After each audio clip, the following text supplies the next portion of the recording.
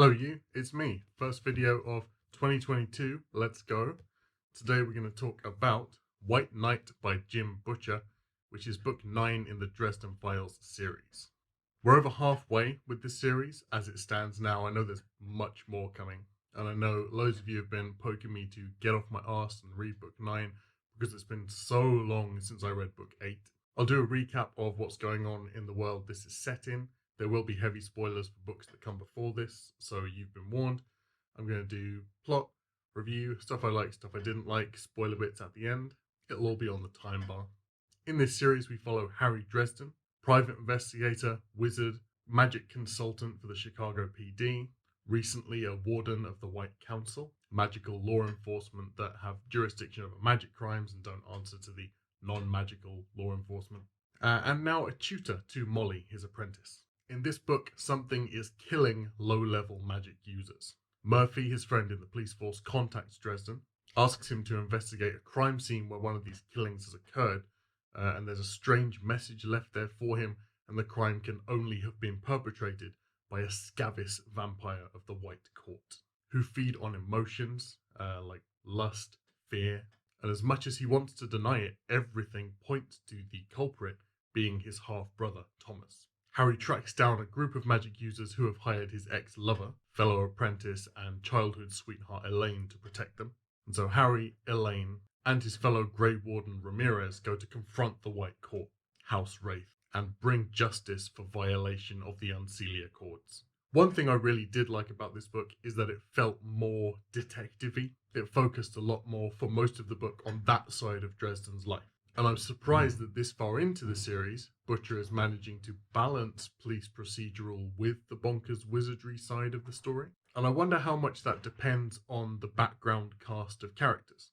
This series, while it started with Harry Dresden pretty much alone, is now about a lot more than him. We have a cast. He's made friends, he has things to lose, he has people that rely on him, he's slowly learning to rely on others. And each of these people represent a very different aspect, a different facet of Harry's life. Butcher is able to keep a lot of these plates spinning at the same time and give us a very multi-layered character. I think the pacing of this book was a lot better than a lot of the Dresden Files books I've read so far. It really was this slow build, making us kind of second guess ourselves, working up to this intense crescendo at the end with probably one of the most insane confrontations we've seen in the series yet. There were some really mad action sequences in this book. They're steadily getting better. The mechanics of the magic being used in the action sequences is really improving. It's not just explosions anymore. These scenes are being enriched by all the different people participating and bringing very different things to the fight every time, coming at problems with different mindsets. Molly in this book really grew on me. In the previous book where he took her on as an apprentice, she really was painted as this almost sulky teenager character who didn't know what was good for her. And I think you have to bear something in mind. In this book, there is a lot of sexualization, yes, and sexy quipping, and it's easy to forget that this is told from the point of view of a horny middle-aged male wizard who hasn't had a girlfriend in a while. And in the same sort of vein as that, I think she was portrayed as a sulky child because that's how Harry saw her. And now he's understanding that she's not that. He's describing her in different ways. We're seeing more of her. He's giving her a lot more chance to show who she is as the trust between them, sort of the bond develops. I think character development is one of the important things to be talking about this far into a series. And one of the great things about Molly is that with Harry teaching her, it's opening up this whole new side of him that's almost fatherly. I think a lot of the interaction that he has had with Michael's family, in the last book especially, have started to change the way that he thinks about his own family, not blood relations, but the people he allows into his inner circle, the family he chooses. Murphy is still Murphy, more open with Dresden, slowly as he opens up to her. Her position within the police force is changing, so we'll see how that goes. We get to know Ramirez properly in this book, I think, who has the potential to be such a great character going forward. And after Deadbeat's probably the only character who's fully on Harry's side in the Grey Wardens. The only character I have a bit of an issue with at the moment this far in the series is Marcone. Marcone is such a well-written character. He has such a clear voice. And I think he's such a good adversary rival for Dresden. But Harry, he's constantly weighing up, is this guy useful? He's polite and charming, but on the other hand, he's a criminal. So Harry is unsure how far to trust him, how much he should be hating him. But because we don't really see or have explained to us what Marcone is doing as a criminal, we just see that he is throwing spanners in Harry's work. We don't see the proper bad repercussions that his criminal activities have on other people's lives. I don't feel as an author, as a reader, we have a concrete reason to hate it, which sometimes makes Harry's attitude to Marcone and his explosive anger towards Marcone feel out of the blue and maybe a little unjustified. I think this is the first book in the series where large portions of the text have been flashbacks. We got this look back at things that happened months ago in the desert where he's out training recruits with the Grey Wardens. They're attacked by red vampires, they're attacked by ghouls. We see how ruthless Harry was in the conflict. We see the power that is being lent to him by the Denarians and how that is having an effect on who he is as a person. I don't usually really like flashbacks in books, but I love to see more flashbacks in this series going forward. Maybe to his training with Ebenezer McCoy or his childhood. I think in this one it really contrasted with how he is now and how he's changing as a character. Aside from the flashback bit in this one, it did kind of feel like some of the storylines were put on hold almost, except for the events happening with the White Court right at the end of the book.